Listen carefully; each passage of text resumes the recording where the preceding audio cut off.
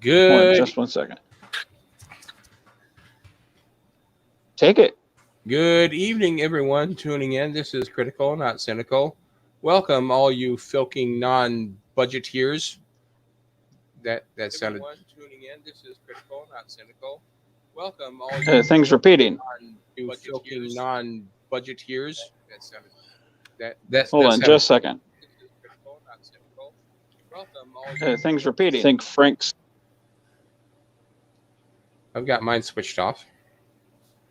I don't have anything on. Okay. I think maybe I shouldn't call people filking budgeteers. That doesn't sound so good.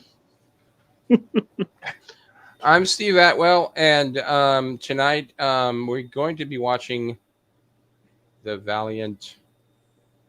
What is it called? Crosses to Bear. Crosses to Bear, the Valiant. Thank you so much. Vance is here. He's going to let me take the point tonight. Next week, he's going to be in Vegas, so I'm going to take over. Cousin Cheeto's with us, and, of course, Frank the Filking Ferret. I'm sorry. Let's all get filked tonight. Welcome. How's everybody doing? I'm doing great. How are you, Cousin Cheeto? I am nominal.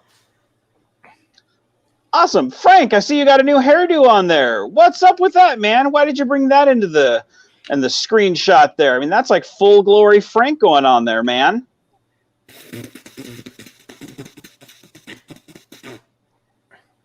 That was a pimple. Exactly. Oh, wow. What was that? Did you say that was a pimple? No, I said it was a pimple. It's sort of like the Bronx cheer. Wow. Well, I dig it, Frank. I love every time we get to see that hairstyle.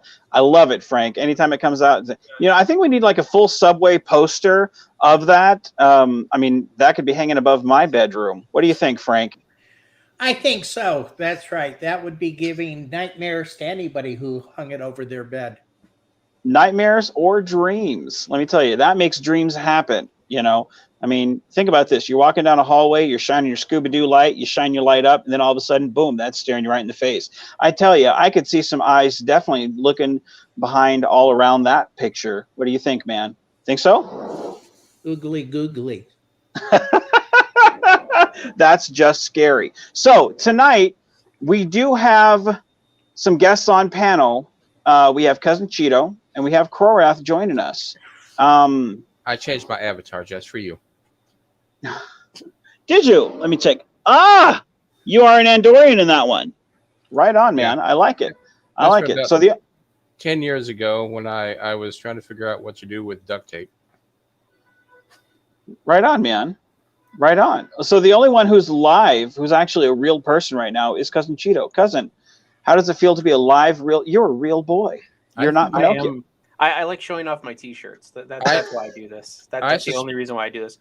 Otherwise, I mean, I'm sorry I'm putting your sex appeal in the negative bracket right now, but I mean... Well, that is true. That is true. We got super sexy Frank there. We got, but I don't sexy know if blue. Even he can overcome that. This right here. I mean, it's just negative sex appeal times 1,000. I'm sorry. I strongly suspect that Cheeto is actually an hologram. Yeah. Please state the nature of the sexual emergency. Oh Lord, good God, people, what is wrong with you? So in the chat tonight, we have Daniel Vance, who says, "May the wind always be at your back and the sun upon your face, and may the winds of destiny carry you aloft and dance with the stars." Well, right on, man. And then we'll see what happened. Where'd Frank go? Both Frank's screen. Cloaking device. Yeah. That's so weird. I'm sure he'll be back with us momentarily. I'm sure. Then we have Brian England, who says, "The last few weeks have been absolutely rough. I lost a lot, and I'm hurting, but I couldn't just not show. You guys are too important to me to just hide and sulk." Well, Brian, thanks, man. Everything okay, man? If you need to talk, by all means, we're here for you, brother. Daniel says, "Cheers, Brian." Thanks for joining us. Lay back and get comfortable. You've done the hard part in getting here. No, it's yeah. If you need to talk, man, let us know, brother.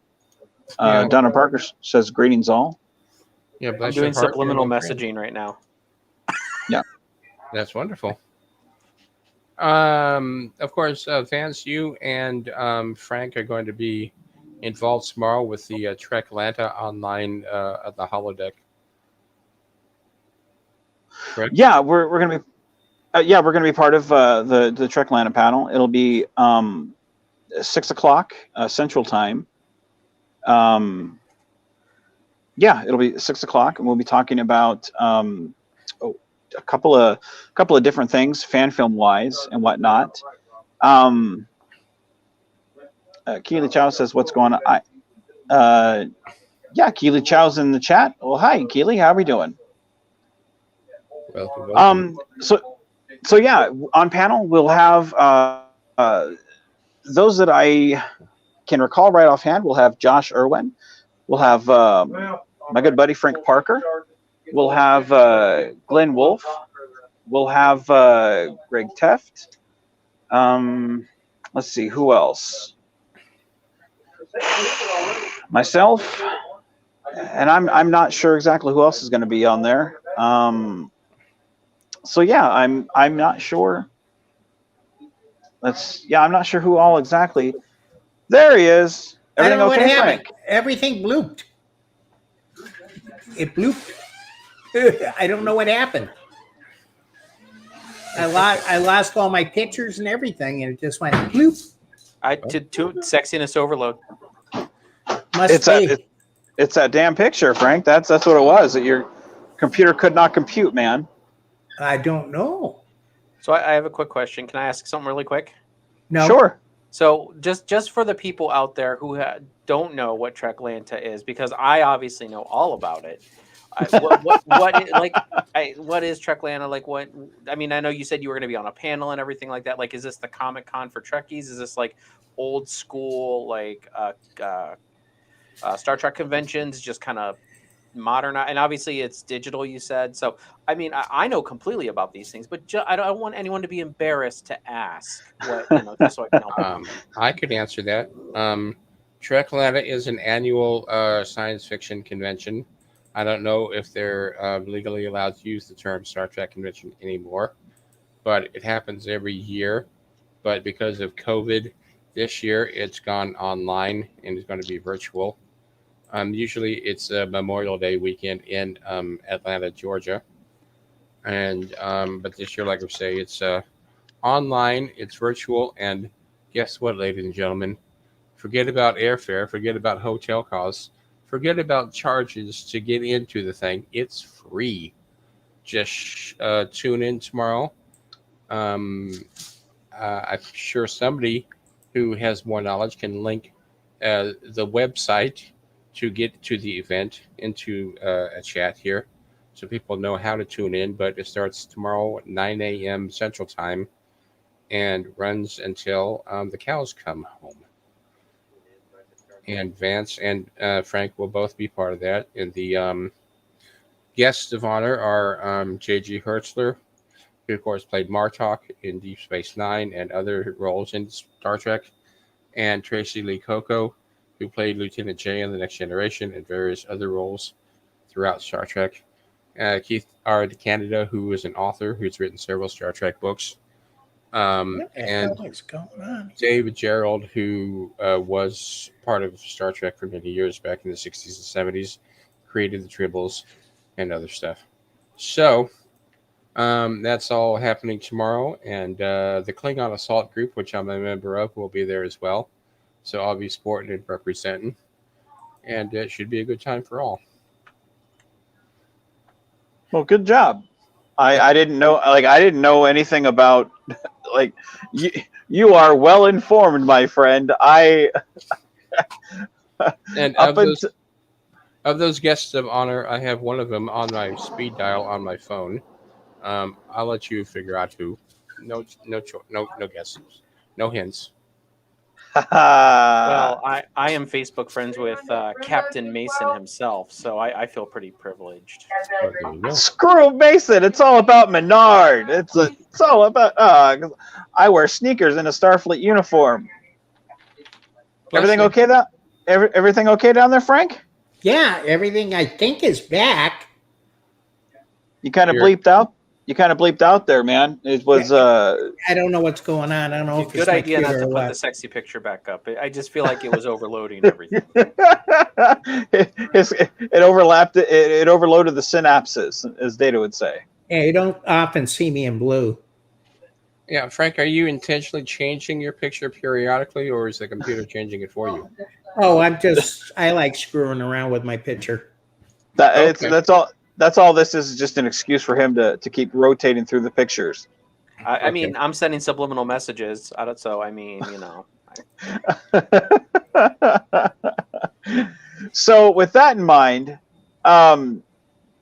tomorrow we'll Trek Lanta. Now, do you have the link to Trek Lanta, Frank, that you can put in the chat? Or Steve, do you have the link to Trek Lanta? I was hoping Cousin Cheeto might, because he's more intimate. Because he does know all about it. He's already established that he is Trek Lanta's biggest. I have the link memorized in your head. I could recite it. Well, don't you have the Trek Lanta tattoo on? Isn't that the tramp stamp you have? Yeah, I was about to say that's my tramp stamp is a Trek Lanta link on the back of above my rear. Everything goes around you. It's almost like a hula hoop. I mean, that's what you were doing the belly dance to. That's why you and I are friends now. You know, to those that don't know, get the visuals. That's on my OnlyFans. I pay good money for that OnlyFans. God dang it! $100 donut. And of course, next week, Frank and Vance will both be in attendance at the I don't know, convention somewhere in the desert. No, I won't be there. No, actually, that's just me. Just me. Yeah. Oh, good. Yeah, just me. Yeah, that will be my panel will be the 12th in what used to be called Star Trek Las Vegas. That's what most people know it as. Now it's called Convention 55, I think. Again, 55-year mission convention. Again, I'm terrible with names. But it's the panel there in Las Vegas. It's one of the biggest Star Trek, it's one of the biggest conventions in the world. Yeah. Okay, is that the one? I think, Daniel, the one I just pasted is the one that's gonna. Well, maybe it's not. I don't know where. Drives me crazy. Facebook page. Yeah, that's the Facebook page. Yeah, I don't know why. Somebody just posted. Daniel Vance posted it. One or two comments up. He posted the. Yeah, there it is. Okay, that does bring you into the meet and greet. Okay, thank you, Daniel. I had the wrong one because it's so messed up the way he's got it on that stage. Yeah, it was an ordeal to get things figured out for this thing, but once we got it figured out, it was a wonderful experience for us to sit there and chat. So join us tomorrow if you can. Like I said, it's 6:00 Central Time. It should be fun. You got some wonderful people who are on panel talking, not just fan films, but talking, multiple Trek topics. Then you have other panels. You got JG. I can't pronounce his last name, but he played Martog. You have Tracy Lee Coco. Okay, I mispronounce names all the time. She's a wonderful extra on Next Gen. Let me call her real quick and ask her to join us. No, I won't. So, come watch those panels tomorrow. Be part of the fun. Just show support because, everybody who's doing the panel, they don't have to. They could be doing something else, but they're choosing to take their time to be there.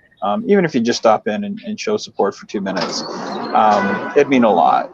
So, with that being said, we've been here 15 minutes and we've not seen one film. We've only seen Frank and his wonderful hairdo once, and he's glitched 4 times, which means that's 4 times a glitch per Frank.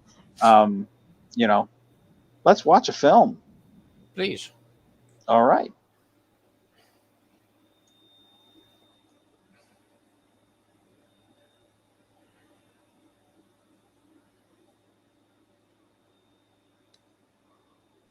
And let's mute our mics, guys.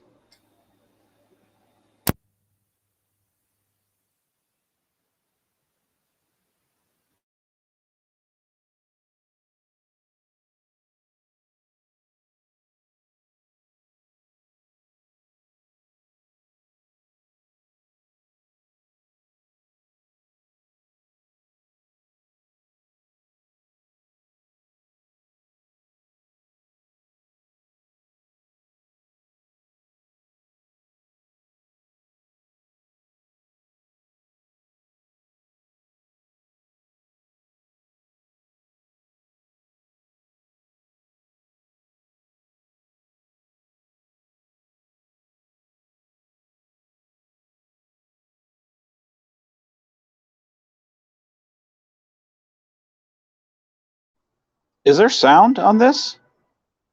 I'm not hearing any sound.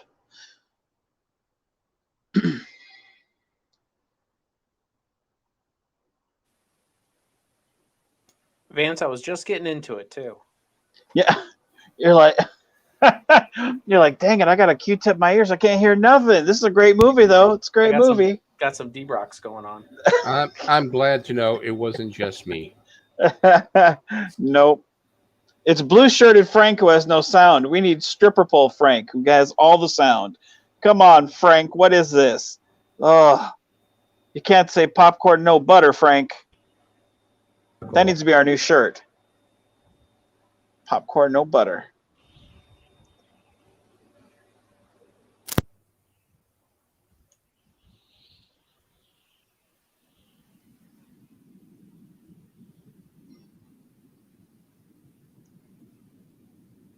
Medical log. Stardate 1017.4. Chief Medical Officer Dr Floydd recording. We rescued 135 people from the Federation colony of Theta 7. The colonists had been infected with an unknown disease which is causing abnormal accelerated cell growth throughout the body. Of the 135 evacuated, only 2 children remain alive, and their vital signs are slipping. As I search for a cure, I find myself emotionally attached to these girls, perhaps clouding my judgment. They are the last of their group, and my failure is not an option, not this time.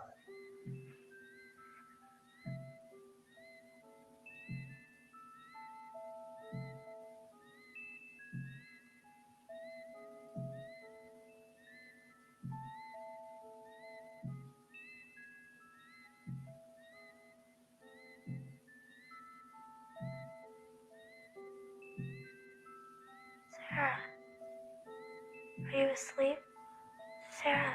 What? I'm tired.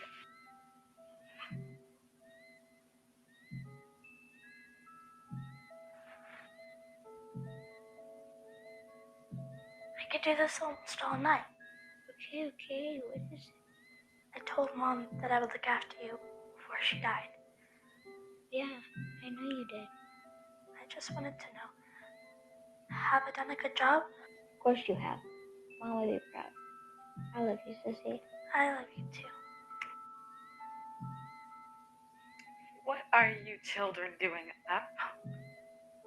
Come on now. Back to bed. All right.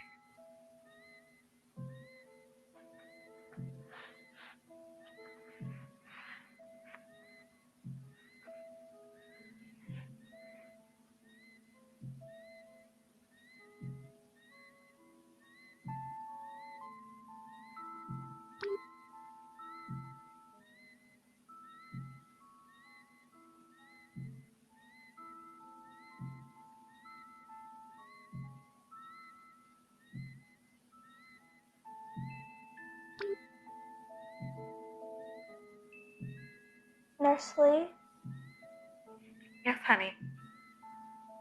my sister. She's not going to live much longer, is she?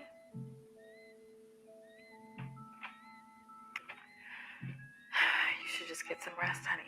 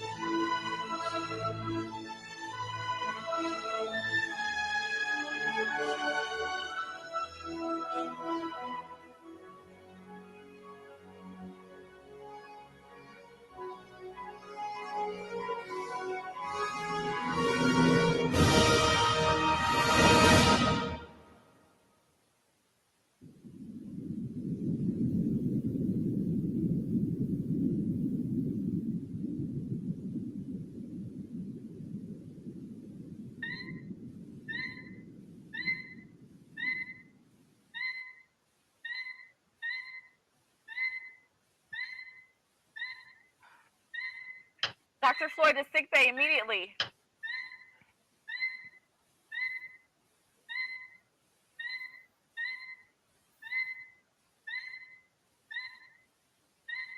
Doctor, her vitals are low. Respiration is down and she's not responding to treatment. Nurse, get me 2 cycles, Centipede. Centrifuge? Is that all you're going to do? I mean, she's close to... Do as you're told and get me the hypo. Yes, doctor.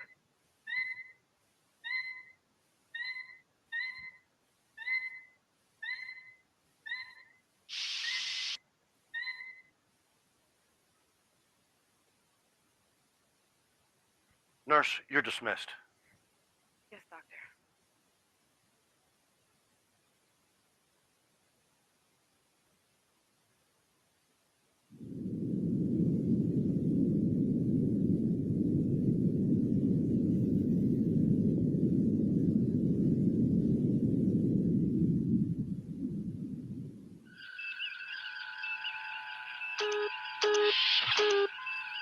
Captain on the bridge.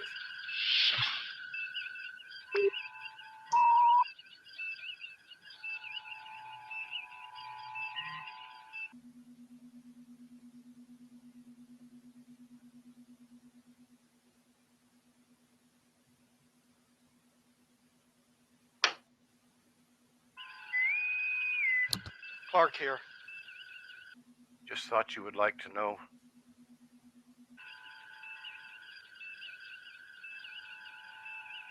Doc? Younger Franklin child has expired. Floyd, I'm sorry. Floyd? Captain, signal from Starbase 4. Confirm resupply and personnel departure.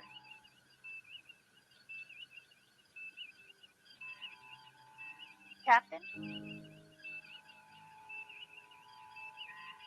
Confirm, Lieutenant. confirmed.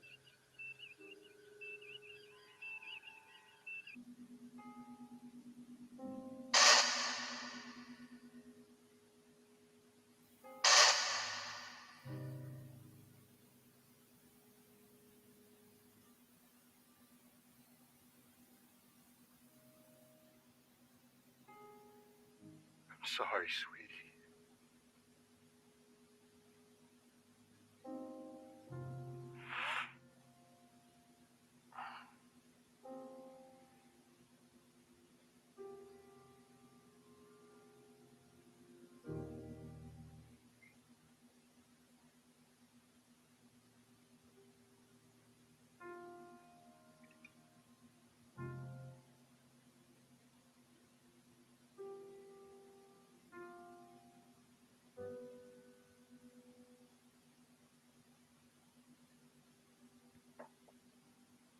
Doctor, Yes, sweetie, I'm here. my little sister, she's dead, isn't she? Yes, I'm sorry she is. Our mother trusted me to look after her. I guess I failed, didn't I?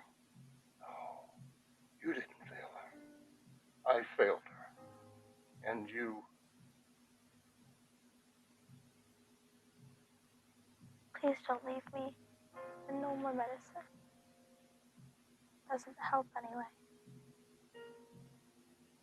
Too long I've suffered with this illness. I was born into it, and I will die. It's not your fault, Doctor. Please don't despair. I'm going to tell you something that I never told anyone but my little sister. Sad, honey. Once I dreamed of being a Starship captain, just like my hero, Admiral Parker, once was. I would be admired and remembered. More importantly, I wanted to have a voice. I am not just another human with an incurable disease that everyone will pity when I die. I've seen how they look at me, how I make them feel. This illness will not define who I am. Hold on to your dreams, honey.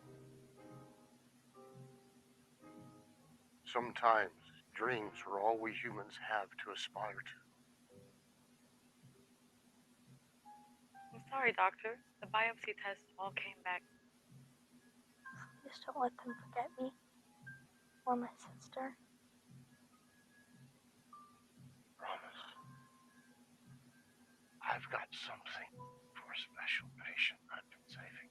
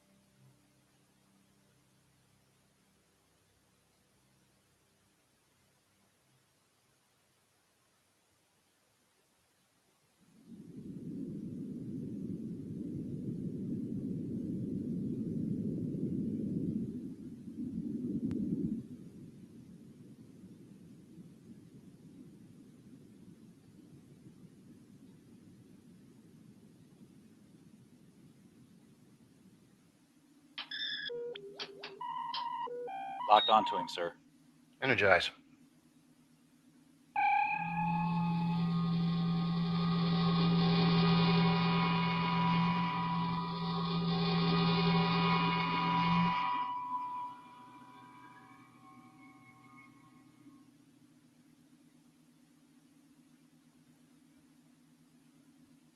God, I hate this thing.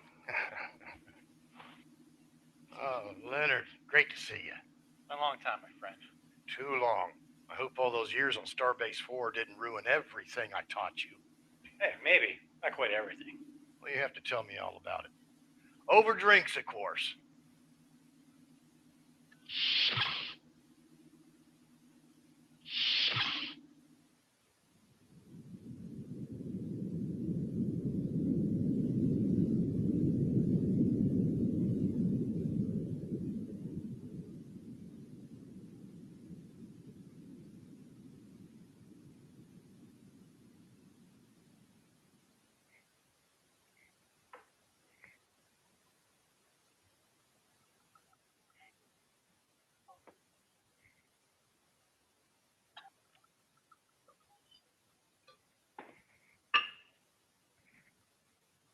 So tell me, now that you're a full-fledged doctor, how does it feel? It has its days. Frankly, practicing medicine on Starbase 4 for the past 4 years, been quite without event. Really? Don't get me wrong. We get our share of minor emergencies, but they're few and far between. Please elaborate. Let me put it this way. If you can build ships like this Constitution class and equip it with the latest medical technology, some even more advanced than they have on Starbase, who'd want to serve there? You have a point. I joined up to save lives, make a difference, maybe even have a thrill or two. Life on Starbase? Stand still. You get your hands dirty. Sometimes. You're the lucky one. Lucky? Yes. You're out there on the frontier, going to new and exotic places, making first contact with alien species. Serving on this magnificent ship. It's not all glamour, son. Yeah, right. It's better. Better? Let me tell you how much better it is. Last week, I had to watch 2 girls die in my sick bay. I couldn't save them. You call that better?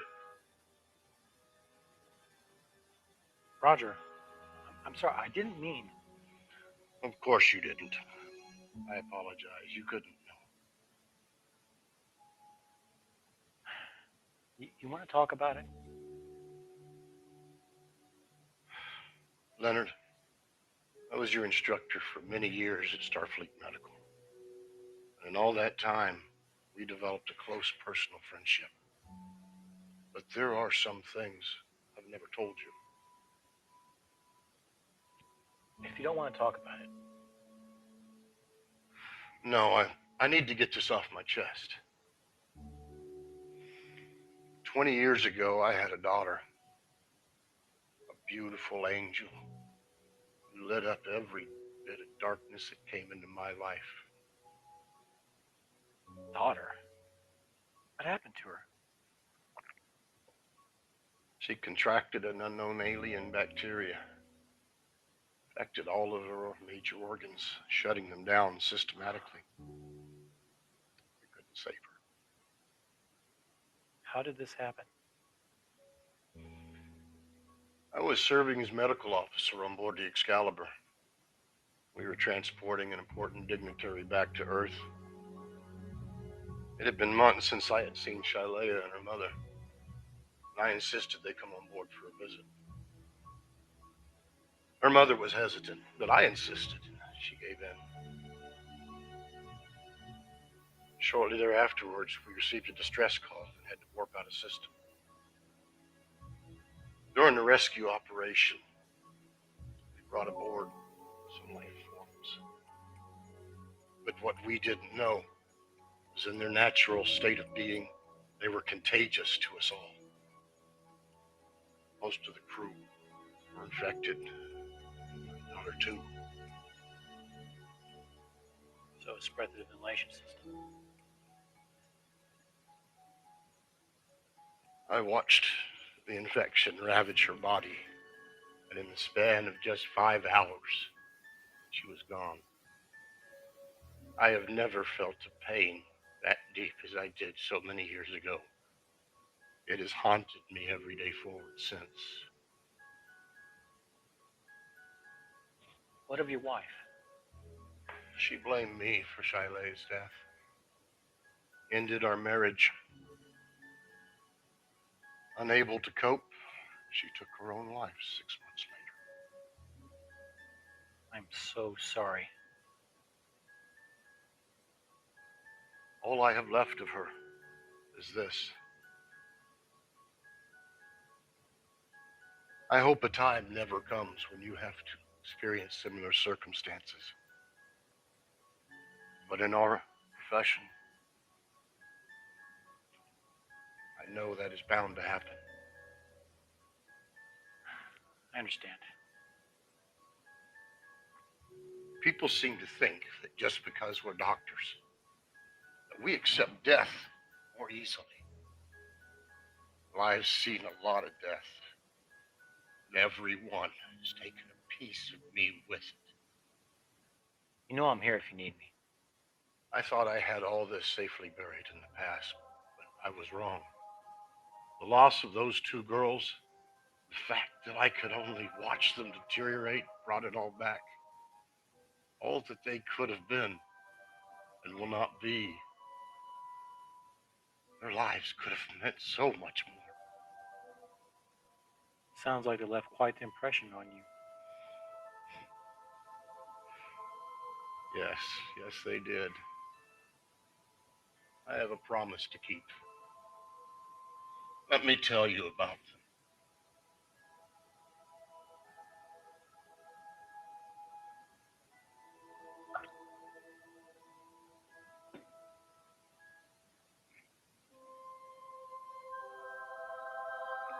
The older one wanted to be a Starship captain.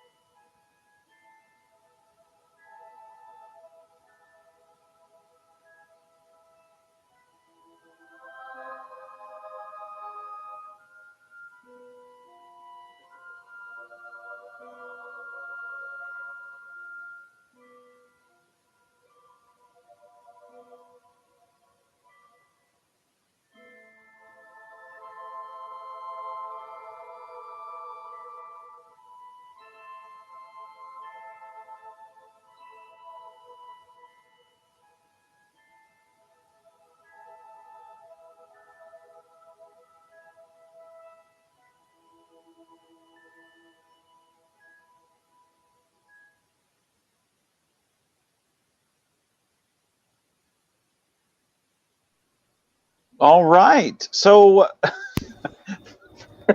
first off, I have to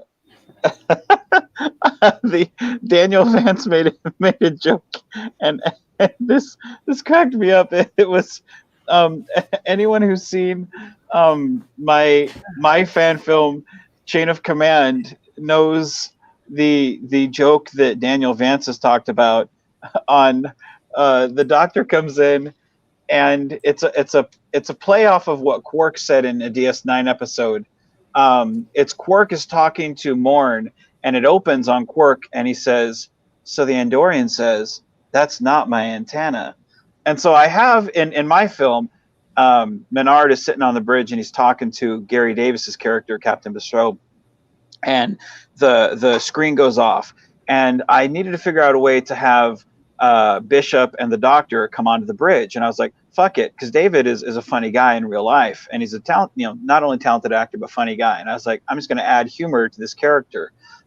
So I had David walk off the turbo lift with Bishop, and I was like, I want you to go ahead and tell this joke. So just walk off and I don't think David's watched DS9 before, so he wouldn't get the joke. But he instantly knew that it's a perverted joke, and I was like, just go ahead and say, "So the Andorian says that's not my antenna."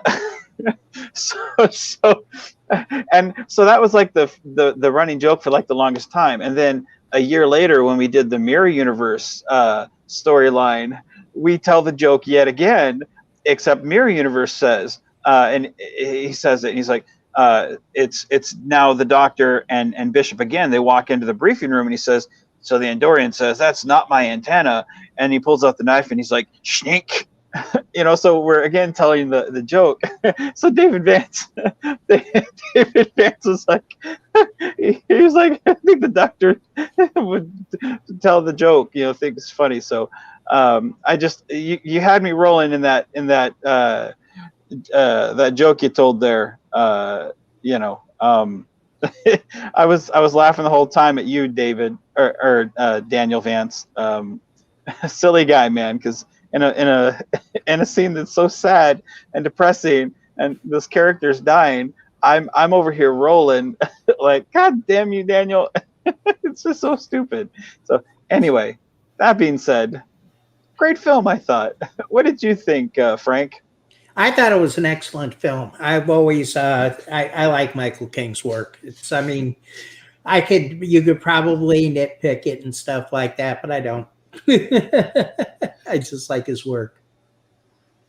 Yeah, he's one of those filmmakers that, the things you could nitpick are the little things. That's when you're really kind of getting into the nooks and cranny. I think he takes so much time into building characters that you really kind of tend to focus on that, and I think he really world builds, I think. Cousin Cheeto, what do you think, man? What did you think of the film? Good, bad? How much trouble can I get in here? I mean, you can get in as much trouble as you want. I was not a fan. Yeah. I was not. And here's the reason why. Not because, sets were great, acting was fine. The premise, I didn't really follow, not even follow as in like, I didn't latch onto the premise, because Star Trek for me has always been sci-fi wrapped in like current events. Now, if they would have maybe explored whatever that, and I know they were doing a character study here, so I understand that.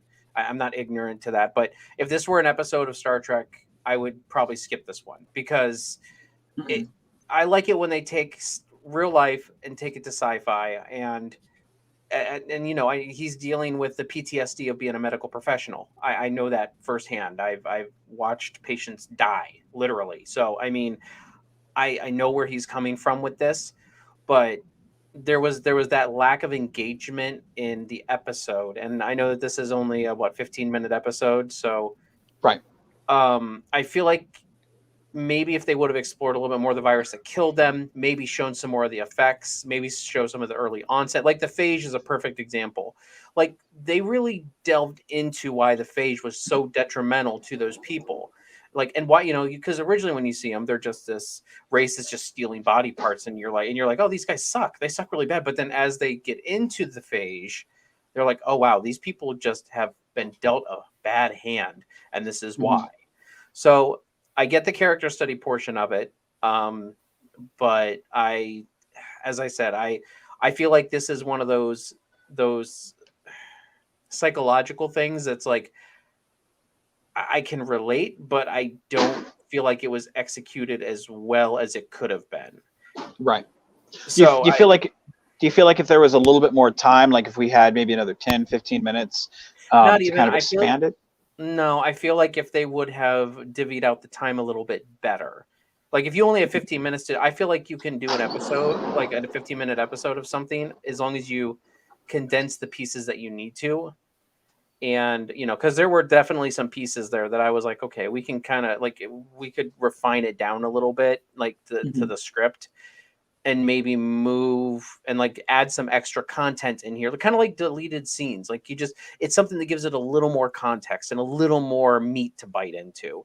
And as I said, I understand where he's coming from with the kids dying, the PTSD there, and all, and his kid that had died years ago. I understand all that. Like I followed the plot just fine. I just feel like the execution for me was not very, I don't want to say concise, but not. I'm trying to figure out a word, and I'm not probably conveying it very well. So I'm probably just digging my.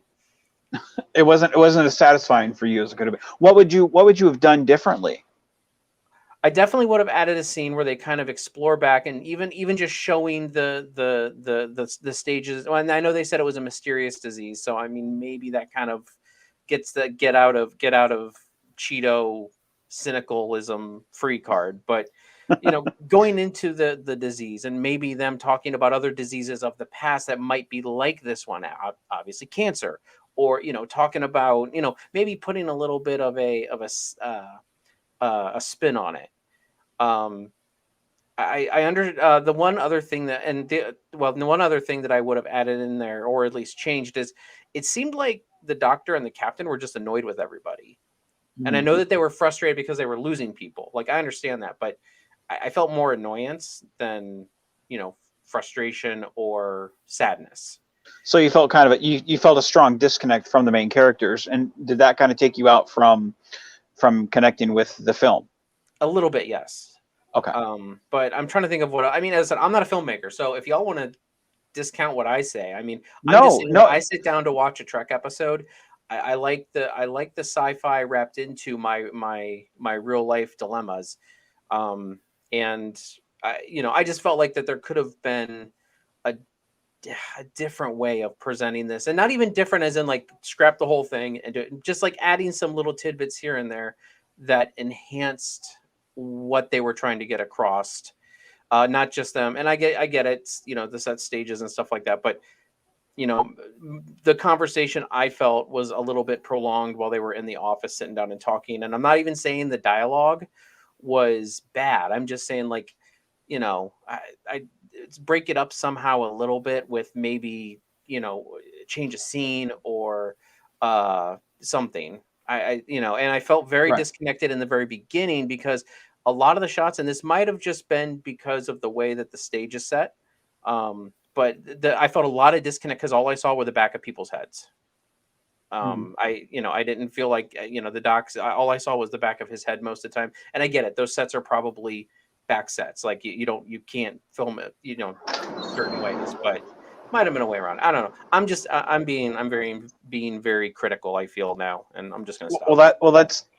No, I mean, that's part of the program is critical, not cynical, and that's why we do this. We're all, filmmakers or fans of film. And I mean, that's part of what we're doing. I mean, it's one thing if you were to say, "Oh, Michael doesn't know what he's doing, and that guy's a jerk face." That would be where we'd be like, "All right, come on, just say it's a bunch of bollocks." That's our shout out to Sam. No, but I mean that's bless his heart. No, but I mean that's why we get on here. We take the good and the bad, and realistically everything is just a taste issue. And there is no perfect movie. Believe it or not, I've made a bad movie, Cousin Cheeto. If you can believe it.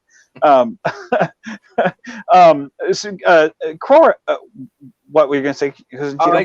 I saw what William Wells commented, and he said that like having flashback Cheeto. I don't know, but that's actually a good thing. Give us a little bit more of that flashback with his daughter. I mean, I know we had the one flashback where he, we saw his daughter, but I mean, maybe give us a little bit more substance there. And that's, you know, and so I didn't like, as I said, the only thing I really didn't like, the point and the heart behind it was good. The topic was good. I just felt like, yeah, there was a little bit here and there that, you know, it could have been, I don't know. I'm going to shut up. I've said everything I need to say, really. I'm just talking. Korath, what did you think, my friend? I think I'm kind of on the same page as Cheeto here. It wasn't as engaging. I mean, watching somebody, a child, die is heartbreaking, but knowing a bit more about how or why they're dying and feeling a connection. If it had been like an allegory to AIDS or like civilians who had been, you know, like Agent Orange got caught up in friendly fire, not friendly fire, but, you know, civilians caught up in war, you know, and suffering from whatever had, weaponry, left this disease behind. And they made it clear, you know, it's not these innocent children's fault, that this is why they're suffering. That would have brought it more home and made it more poignant and, made people think a bit perhaps about warfare and, the costs of, like I say, like the current pandemic we have right now. Say, I know this was 6 years ago, but still, you could have tied it in then to something going on. Like I say, like an Agent Orange from Vietnam era or any plague or anything, and made it more than just these kids are dying of, cancer or common disease, and made it like, because of man's inhumanity to man, this situation was created, and these poor children are the innocent victims. That would have, caused me to care a little bit more. And I mean, I've watched this several times over the last few years, and I do appreciate it, and it is moving, but I've always felt like there's just a little bit something lacking. And Cheetos kind of helped me figure out what was going on, that I didn't realize. See, to me, the things that I personally connected with was, and every time my heartstrings kind of go out to it is, when he talks about like the death of, his child, and, I mean, there's the strings of suicide, that right there, it's like, when you sit there and you empathize with the doctor and what he's going through, and then you place yourself as he watches these girls die. Like, yeah, and I understand how it can be perceived. The captain's irritated, the doctor's irritated. Me, I'm bipolar, and I struggle with that. Sometimes on a nightly basis, and I tend to push people that I care about away. I think Frank can attest to. There are nights where I call him, and I'm like, dude, I'm at that point, man. I need to talk. And there have been nights where I've pushed him away, and he's like, dude, I'm not letting you go, brother. Like, I love Frank, and he's one guy that I know always has my back, and so like I can relate to where the doctor's coming from, where he's just like overwhelmed and stressed, So like I look at it from a completely different perspective, because here's this dude, and I look at it and I'm like, what would happen if I lost Royce? And then my wife, like, if Mona was just, she killed herself because she couldn't handle losing Royce. Like, I look at it from a completely emotional perspective, and then I'm, could I handle losing? Could I go on? Could I struggle with that? And I don't know if I honestly could. I mean, Royce is my world. Mona is my world. So I look at it from a completely different perspective. I love this episode. This is one of my favorite fan films, just because of the emotional connection that I do feel on that level. To me, the science of it, the vagueness of the disease is great, because if we spent so much time with the specifics, it would kind of take the wonder out of it. The fact that it's so vague is what it's okay to be vague, because it doesn't matter what disease it is. It doesn't matter the specifics. The matter is it's someone dying. It's a child, and I can relate to that so easily. I empathize more because of that. Frank, what are your specific thoughts on it, if you don't mind me asking? Well, I lost a daughter, so it does hit me. Yeah. So I certainly can see what both Cheeto and Steve says, and it makes a lot of sense for that. But when you lose somebody, and you do have that situation that you've lived through, yeah, I guess I can see that maybe a little bit more substance there, but it hits me emotionally in a different way. And I just want to say that I don't want to take away from anyone who has an emotional resonance with this film. As I said, I'm not saying it's no, Cheeto, I'm not saying it's undeserved. Like, I mean, as I said, I mean, I have 2 kids of my own, and I mean, I'm also a medical professional, so it's like I kind of see a lot of this stuff every day. Like, so I mean, maybe I am just callous a little bit. I mean, I don't think you. I think that you have something. I mean, not everything hits each of us the same.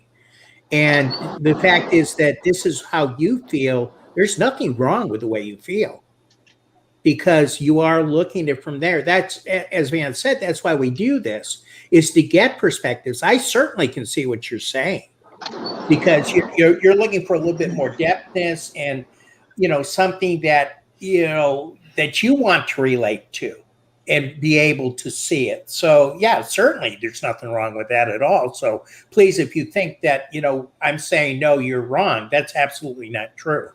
I just didn't want to come across that way. And that's also one of the things I love about doing these type of discussions and programs is getting insight on counterpoints. It helps me as a filmmaker kind of put things in perspective, because if it was up to me, I would put Frank in the wig in every in every film I do, because that is the type of film that people want to see. Damn it, is Frank in a wig. That puts butts in seats, but we're going to substitute for blue uniform Frank there. Where is your other picture, Frank? I missed that picture. Which one? The wig, Frank. Where's the wig? Here, just continue talking. I'll see if I can find it.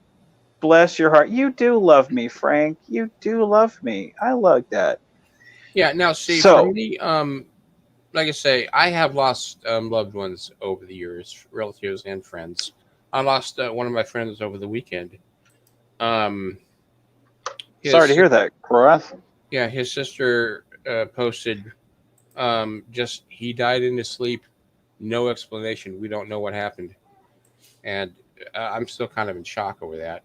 I can believe that without a doubt. But I mean, I don't have children, I never have had. So, like I say, if there was a bit more of context, of it's not just something random that hit, that's tearing the doctor apart, but because of, then I would be able to relate to it more.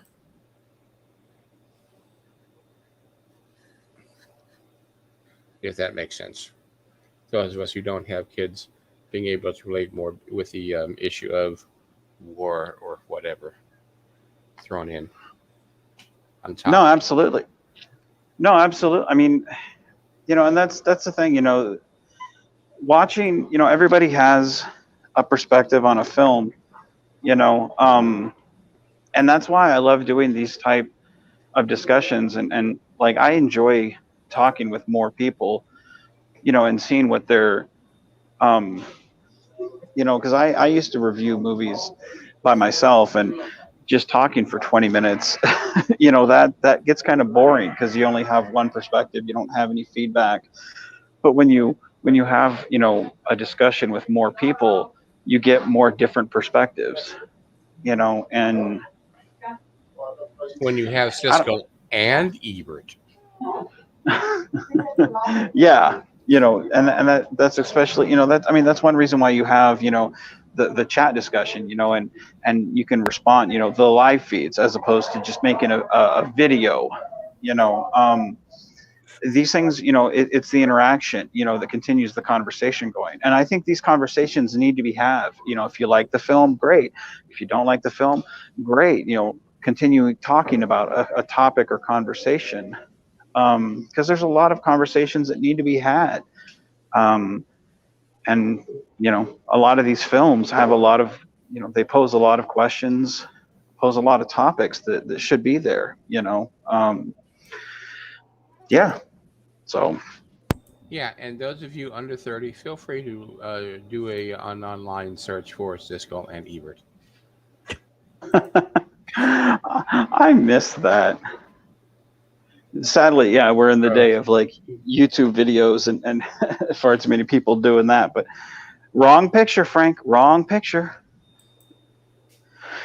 So that was one thing that you noticed about the lighting, the CGI. The CGI was done by Craig Frey, who has done the same model for my classic TOS Constar, in most of my CGI. Bless you, Frank. Bless you.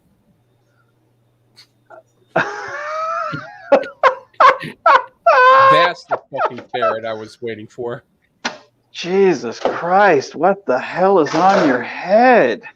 Albert Einstein, eat your heart out. Or no, or was it Beethoven or Bach?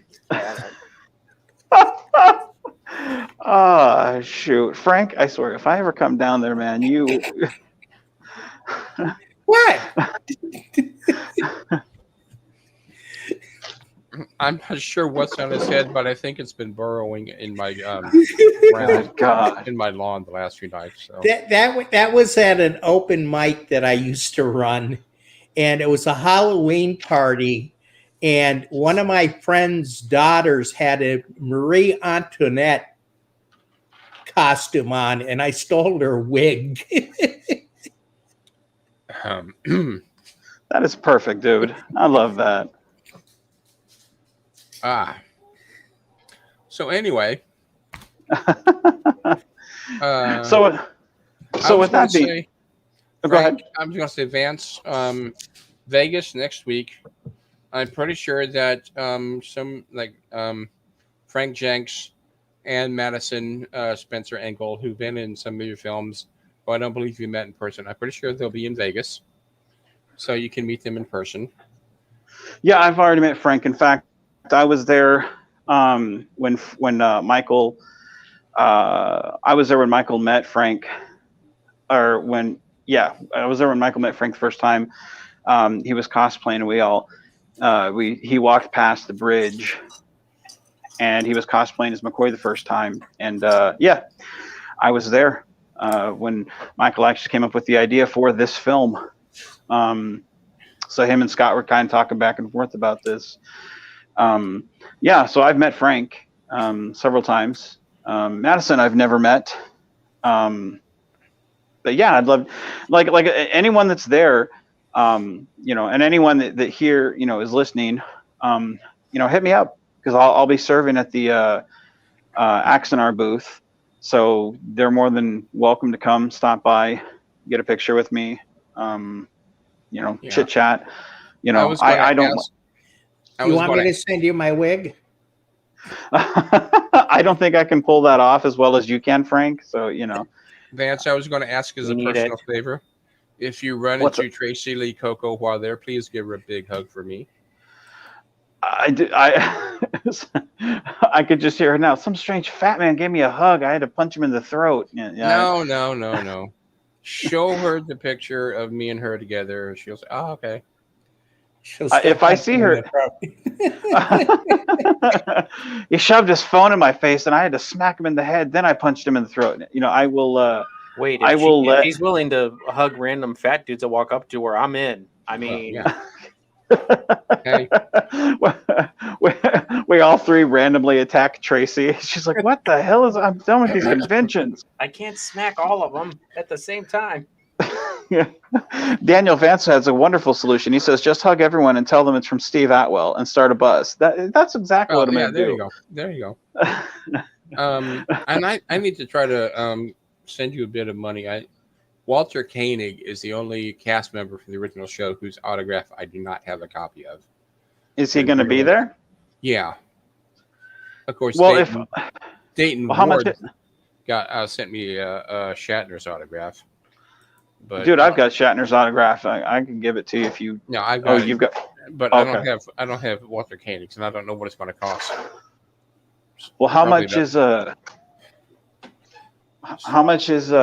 the autographs? I don't know.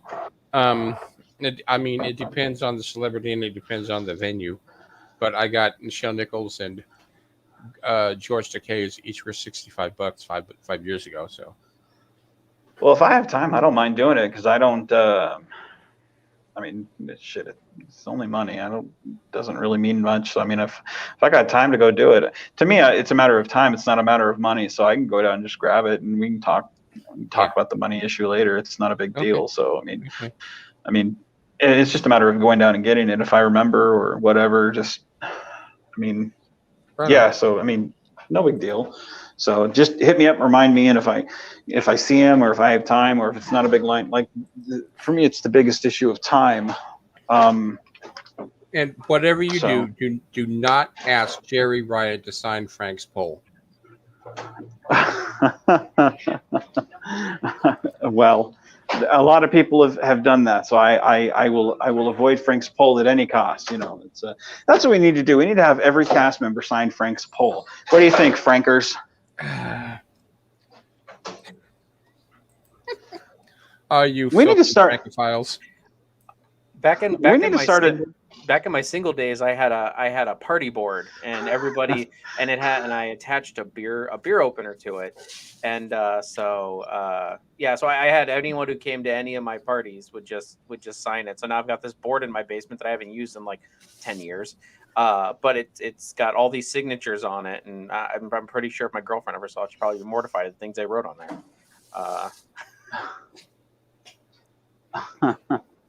So if you guys, I am going to Vegas next week, and I will not be here. So taking my spot is Korath, who is going to be. Frank is going to be stepping up, taking my spot. Korath is going to be taking Frank's spot. So Korath is going to be Frank's sidekick. Cousin Cheeto might be here. We don't know. It's going to be pandemonium. I'll try to. However, be here. As I said, it just depends. Well, okay. If Frank takes over for you, then I'll be more Lou Costello to his Bud Abbott. There you go. Look him up, kids. Look him up. So that being said, after that, I may be taking. I may or may not be taking a couple weeks off to kind of handle some of the scripts and take a little bit of a break. When I come back, what do you guys think about doing some of these reviews, except having Frank in his wig, and we can change the program, call it Frank and Beans? What do you think, Frank? You haven't seen the picture I put up, have you? I have seen. That is weird. That is weird. That is me. Ulysses Grant? That is you? That is me. I thought that was like Paul Bunyan. No, that was me in my youth. Oh, wow. That's an epic beard, though. I have to admit. I used to have one hell of a beard. That's a pretty powerful beard, dude. That gives me a run for my money. You look like a physics professor I had back in school. I mean, it's so full and just right up in your face. Yeah. So Daniel Vance says it looks like a guy from The Matrix. It does. It does. You put some sunglasses on him. Oh yeah. I think he's more, isn't he? Wouldn't he be talking about the architect? Hello, Mr. Anderson. That's what we need to have Frank say in a film. Hello, Mr. Anderson. It's It doesn't quite have. You need to say it slow and act like you have like marbles in your mouth. That's what we need. Hello, Mr. Anderson. Put some more marbles in your. Come on, slurp those marbles around, Frank. Slurp them, slurp them. You're interested. The fact that Anderson, Mr. Warp Anderson, One, Warp engage. One, engage. Come on, you got to get more spit in that mouth and slurp those marbles around, Frank. Come on, you got to make it sound right, Frank. Come on. Come on, Mr. Anderson. Now, That's yeah, is that much better? No, it sounds like you got high heels on. It's like you're doing a Bugs Bunny with the wig on impression. This is, I mean, I like it, but this isn't what we're going for. I mean, this is for the OnlyFans line. This isn't for the critical, not cynical. I don't know what you're doing, Frank. Oh, Lordy. Oh, good. Lordy, Lordy, Lordy. Anyway, all right. Well, that being said, is there anything else we want to talk about the movie? Because I feel like this is, I feel like the doctor was crying for one reason. We're crying for another. Is there anything else we need to say about the film? Not that I can think of. Okay. Well, that being said, thank you, gentlemen, for joining us on the panel. Frank will see you next week. I shall not, but I will be with you guys in spirit. Everybody in the chat, thank you for joining us. We appreciate you guys. You guys could have been anywhere. You chose to hang out with us. And good old Paul Bunyan here. Thank you. And live action Cheeto, which will be available in a pull string doll here soon if I can have my way. That'll be right above his tramp stamp. See, I'm really me. Whoa, Frank. I love it. I love it. It goes from the beard to the sailor hat. I that would is show cool. you me, but my cat is curled up on my shirt and I can't pick it up. So. It's all good. It's all good. I'll just keep the subliminal messages going. There you go. I like that. I feel the urge to go to NerdTube. Don't stop flashing me, guys. God bless you people.